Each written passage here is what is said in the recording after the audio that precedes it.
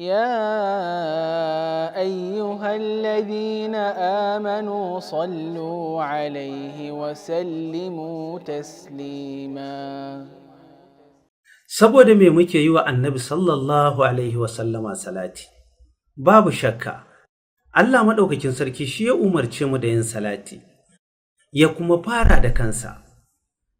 Tsarki ya tabbata a gare shi, muna yi wa Annabi sallallahu alaihi wasallama salati domin kyautatawarsa ga al'ummarsa da koyar da su, da nusantar da su, da shiryar da su. Salati ibada ne mai girma, wanda ake so mutane su yi shi da yawa. Da wani zai yi salati, adadin yawan numfashinsa ba za a ce ya yi yawa ba. Falalar salati tana da yawa.